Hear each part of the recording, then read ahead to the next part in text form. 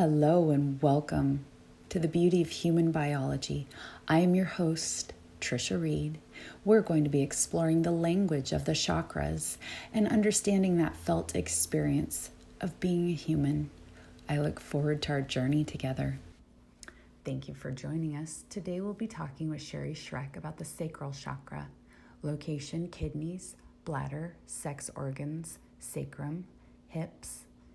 It holds the spectrum of emotions from the depths of silent waters to the crest of torrent waves, where love and pain swim in this ocean which undulates with passions and desires. We'll talk a bit about chakra balancing, affirmations, and meditations. All right. Hi, everyone. Thank you for joining us. My name is Tricia Reid, and here today with us, we have Schreck. Hi, Sherry. How are you? Hi, Tricia. How are you? Good. Today, we're going to talk about the second chakra. So, Sherry is an expert in the field of working with the chakras, and I'm delighted to share with everyone. So far, we've covered the intro to the chakras. We've covered the first chakra, and today's the second. So please take it away, Sherry. Well, thank you, Tricia. So we talked about the first already, and as we start moving through the chakras, as we're looking at becoming a happier, more joyful individual, we're really going through the process of purifying the old imprints of the ego and coming back to who we truly are, which is spirit. And when we connect there, the chakras are fully in balance. We're in that place of love and compassion, and who doesn't want more of that? So we started with the root chakra, and it being controlled or governed by the earth element, giving us stability and security, the feeling of the right to just be as we are, perfect in spirit. And we're moving now into the sacral chakra, which is located in the belly and is governed by water. So here we have fluidity. So we start movement from the solidity of earth being stable. Now we start moving into change. And this is also our emotional chakra. And this is where movement actually comes from emotion, from desire. And in many ways, most desire is coming from a place of wanting change, right? We're at a certain place and we have a desire to get to another place. And so that creates actually stress. And hopefully that's an easeful stress. And we flow. And I like to think of it as ideally a very balanced way of looking at this is you have a fluidity that goes downhill with ease. And I feel is when we are tuned into spirit and we get inspiration that is coming from love, coming from compassion, we are inspired for a change that is easeful. It's the downhill, easeful flow that we learn to steer through life.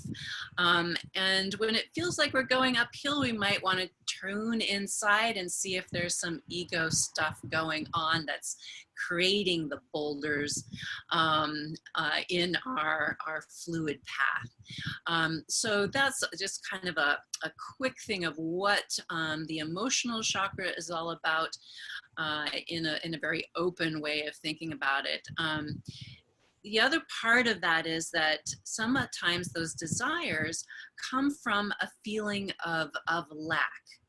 Right? We don't feel full, right? We have this desire to feel something else or to be somewhere else, do something else. And this comes from a feeling of lack, which means, again, the ego is telling us, oh, we're not perfect, this is terrible, or whatever. We have lost connection with the wholeness that is within, which is when we're tuned into spirit, we feel the wholeness, we're totally connected to the divine. And so there's a certain contentment, or in a sense of an inspiration that comes again from a place of love. So our emotions, we want them to flow. So this is another part, this is our emotional chakra, but appropriately so, so that we can actually look at an emotion, and it's usually pointing an arrow to a thought that's pointing to a belief that is no longer in resonance with our heart. It's not in resonance with spirit. So if our actions, our thoughts do not correspond with love and light and joy, then there is going to be dis-ease, a lack of ease. And so this is where we practice emotional transformational type work to actually look at these unconscious, oftentimes beliefs that are not in balance or in alignment with our heart, with love, with spirit. So you might ask, what does a balanced chakra look like? How do we know that we're in balance? What does that look like in our body? What does it feel like? And what does the outside world reflect? And for our body, what we look at in the sacral chakra is flexibility, the ease of moving. When we don't have resistance in the body, it's easy to move our body. We can stretch, we can move, we can run, we can walk. We can do things with ease because we have that flexibility. And in the same way, we have graceful movements, right? There's fluidity. The joints are fully functioning and we can move. The other things in the body would be a healthy reproductive system, also sexually satisfied, being able to have that kind of relationship that you have satisfaction on that level. That also can go with an emotional, having emotional connections with people, but also the ability to embrace change. Also understanding, and this is kind of the mental part, the connection between our thoughts and our emotions and our beliefs, so that we can actually go back and make changes to those things that no longer serve us and where we are in life. And then in the life situations, we have healthy relationships, appropriate boundaries, so we can say no and yes appropriately as we're connected to spirit, to heart, what's appropriate for us, that we're not having to codependent type relationships, or we're in need, or we just, push everyone away. So those would be the two extremes. And in balance, we would have nurturing relationships and appropriate boundaries. So that's kind of what a beautifully balanced sacral chakra might look like. And if you're like everyone else, we're not necessarily always perfectly balanced in any of our chakras. There's always work to do. And I like to say that there's like this, it's like an onion. And I think you've probably heard that analogy as you go on a spiritual journey. It is about taking layers and layers off of years of putting those layers on, and muddying that beautiful rainbow body, which is really that pure reflection of that pure white light of spirit. So, so don't feel bad when you're like, okay, I don't have that, and checking off the list. You're along with the majority of the human population. My favorite part with that analogy is that onions make you cry. They're here. Yes. Definitely have shed a few on my journey, for sure. So we kind of talked a little bit, you could understand where we're coming from then when we have an unbalanced chakra, right?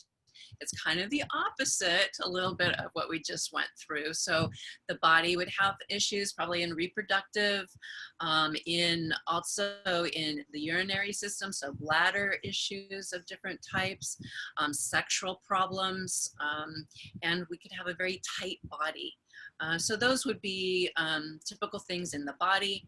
On the emotional level, we would see depression on one end. Also the loss of appetite, not only for food, but also for sex, for life. So that's kind of what depression is, loss of appetite for life. So those would be, another extreme would be actually shutting down your emotions and not feeling, not being able to feel. So those are kind of some of the challenges. Guilt is one of the main emotional challenges for this chakra. And we'll kind of do a process at the end of our time together today to kind of move and do some processing. So we'll be able to practice how to work through some of this stuff that comes up related to this second chakra. So solutions. So yay, there's solutions. It was nice to hear. Hooray. So first for the body, yoga, right? Clearly wanting a more flexible body, we want to stretch that body out. And so that's one, walking, dancing, getting movement. So whatever kind of movement is good for you, every day get some kind of movement going on in your body. If you like to ride a bike, ride a bike. If you like to walk, watching dance videos, we can't get out so much in dance, but dance is an awesome way of moving the body, and it starts to uplift the whole body, our emotions with it. So then on the emotional level, other than yoga in and of itself will actually help us move through the energy of that, but also doing their specific emotional release techniques. There's certain breathing that you can do to help move through emotions. And so that's some of the type work you can do. Also doing processing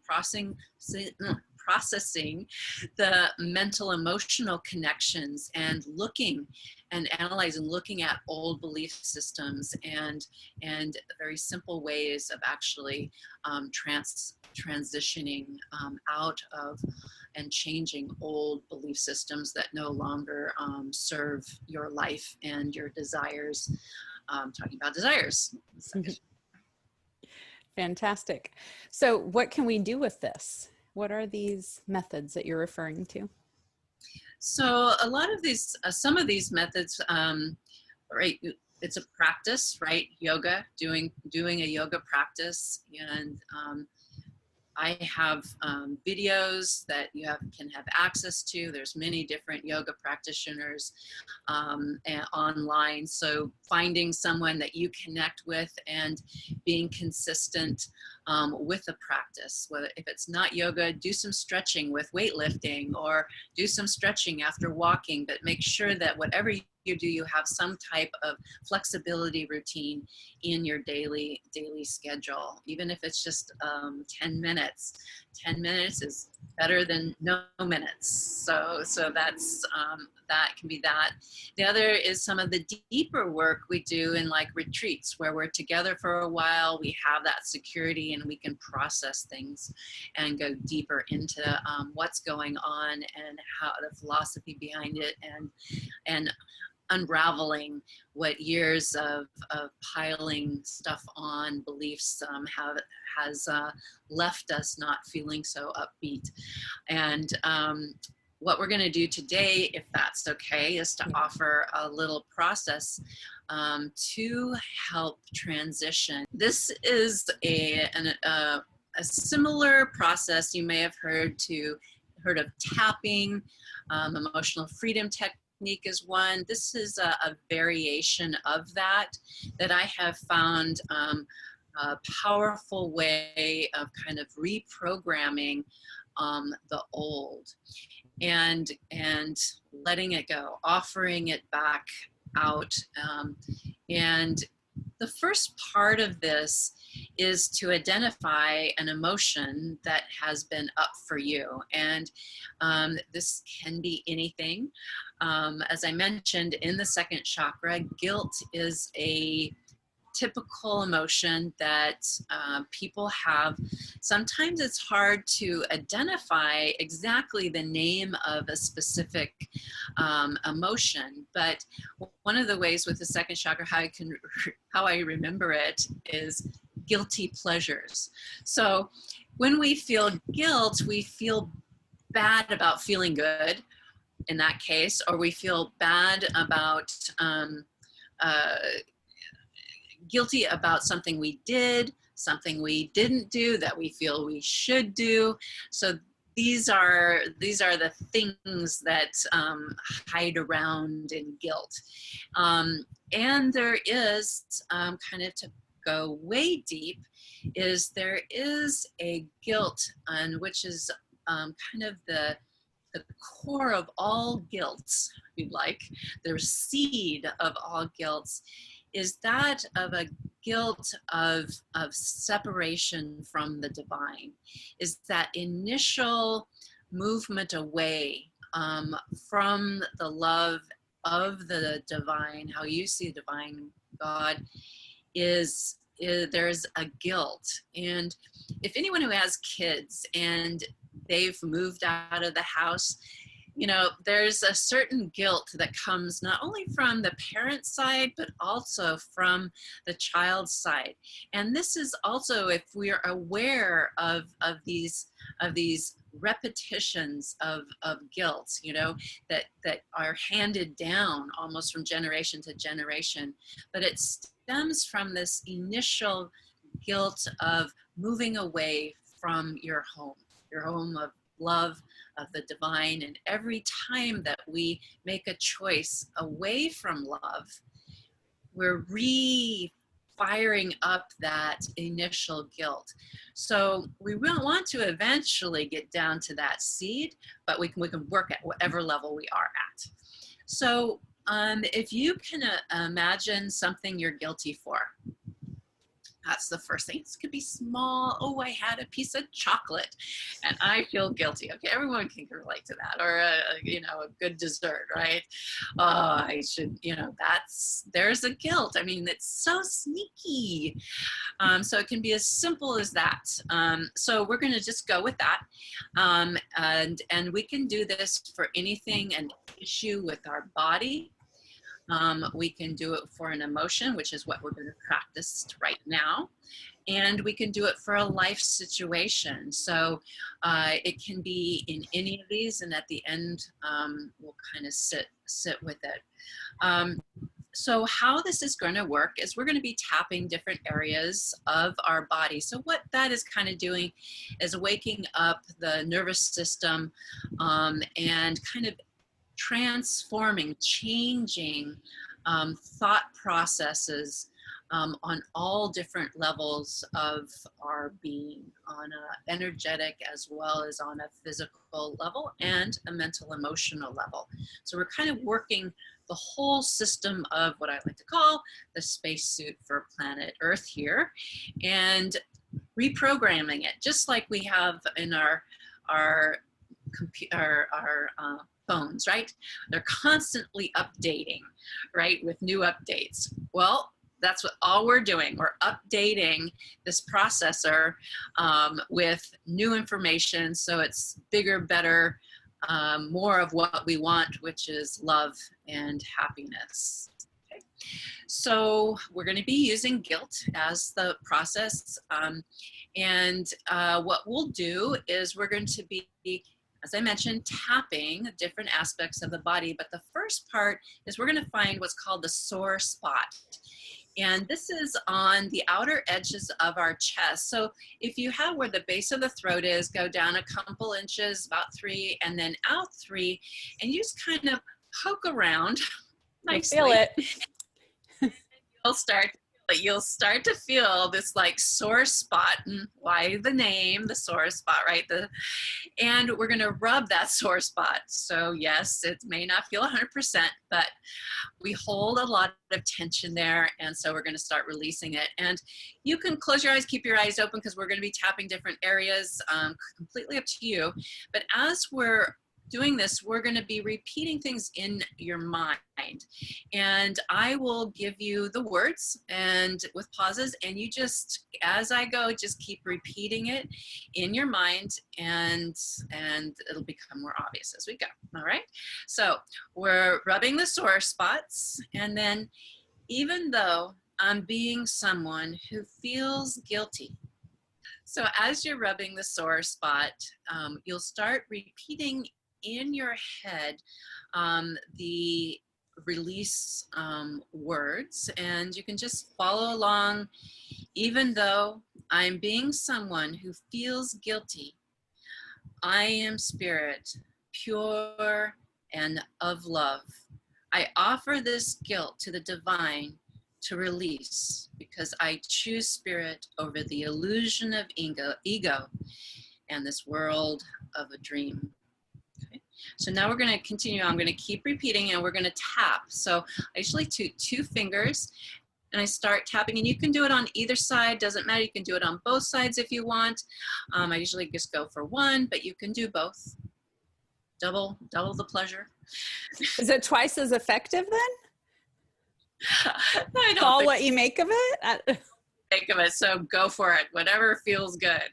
All right. So as you're tapping, and it's going to be the same thing each time. Even though I'm being someone who feels guilty, I am spirit, pure and innocent, full of love. I offer this guilt to the divine to release, because I choose spirit over the illusion of ego and this dream world. And then on the outside of the eye, continue the tapping. Even though I'm being someone who feels guilty, I am spirit, pure of love. I offer this guilt to the divine to release, because I choose spirit over the illusion of ego and this dream world. Under the eye. Even though I'm being someone who feels guilty, I am spirit, pure and innocent, full of love. I offer this guilt to the divine to release, because I choose spirit over the illusion of ego and this dream world. Underneath the nose, right on the lip. Even though I am being someone who feels guilty, I am spirit, pure and innocent, full of love. I offer this guilt to the divine to release, because I choose spirit over the illusion of ego and this dream world. And then the chin, tapping there. Even though I'm being someone who feels guilty, I am spirit, pure and innocent, full of love. I offer this guilt to the divine to release, because I choose spirit over the illusion of ego and the dream world. And then the base of there's the collarbone, and it's the inner edge of this collarbone. So tapping there, even though I am being someone who feels guilty, I am spirit, pure and of love. I offer this guilt to the divine to release, because I choose spirit over the illusions of ego and this dream world. And the final one is under the armpit. So tapping there, even though I'm being someone who feels guilty, I am spirit, pure of love, and I offer this guilt to the divine to release, because I choose spirit over the illusion of ego and this dream world. So here we did a whole process with an emotion, with the emotion of guilt. And usually when we go through that process, often a layer is removed, and underneath it's easier to identify the thought that was the base of that guilt. Let's say I'm feeling guilt, and we had talked about because I was a bad mother. We were talking about kids, right? Mm-hmm. So let's just play with that. So that thought is, I'm a bad mother, okay? And really, you can almost in that say that there is a belief, right? That thought you can actually see comes from a belief. I'm a bad mom, right? And everybody feels like a terrible mom or dad. It doesn't matter. Yeah. Everyone has reason for it. There's something there always. So you're not alone if this actually applies, right? So now we can do the whole thing again, and with this thought or belief. And sometimes if you just go with the thought, the belief will even come afterwards. So let's do it again. We're going to do one more practice around and release the belief or thought that we're a bad mom. And if you're a dad, say you're a bad dad. If you're a kid and you don't have kids, because you have a mom or dad, everyone does, right? We can actually do the other and say, we're feeling guilty because we left home, right? And I feel like I'm a bad mom, a bad daughter, bad son, whatever you are, because everybody feels that way too, right? And Right. even for a mom, we can feel the same way about being a daughter, and if a father, a son. So you can use it no matter where you are in your life, right? So choose that part that applies to you specifically as we go through the tapping one more time. Okay. So taking that sore spot again, really feeling it. And even though I'm being someone who believes they're a bad mom, I am spirit, pure and innocent, full of love. I offer this belief to the divine to release because I choose spirit over the illusions of ego and this dream world. So now into tapping on the inner edge of your eyebrow. Even though I'm being someone who believes they're a bad mom, I am spirit, pure and innocent, full of love. I offer this belief to the divine to release because I choose spirit over the illusion of ego and this dream world. The outer edge of the eye, tapping there. Even though I'm being someone who believes they're a bad mom, I am spirit, pure and innocent, full of love. I offer this belief to the divine to release because I choose spirit over the illusion of ego and this dream world. Underneath the eye, tapping. Even though I'm being someone who feels or who believes they're a bad mom, I am spirit, pure and innocent, full of love. I offer this belief to the divine to release because I choose spirit over the illusions of ego and this dream world. On the lip, even though I'm being someone who believes they're a bad mom, I am spirit, pure and innocent, full of love. I offer this belief to the divine to release because I choose spirit over the illusion of ego and this dream world. The chin, tapping there. Even though I am being someone that believes they're a bad mom, I am spirit, pure and innocent, full of love, and I offer this belief to the divine to release because I choose spirit over the illusion of ego and this dream world.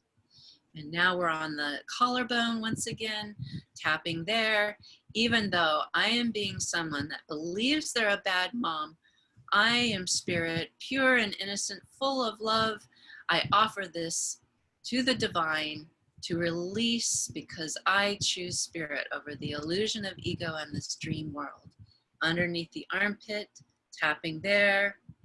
Even though I'm being someone who feels they're a bad mom, I am spirit, pure and innocent, full of love, and I offer this belief to the divine to release because I choose spirit over the illusion of ego and this dream world. That's good. It's good stuff. Such good stuff. So this can be done again with anything in the body, any emotional, mental thing. And when it comes to the body, when you're doing it with body issues, a lot of times it will come back to a belief, and then you can go back to the belief, a belief about the body, or even an emotional. So dis-ease, right? The disease is uneasiness, a stress of the emotional mental system. So all of this can be done, and eventually we get down to that original seed of separation that we need to also release and offer back to the divine. This is wonderful. Thank you so much, Sherry. Do you feel like there's anything else that you're asked to share today?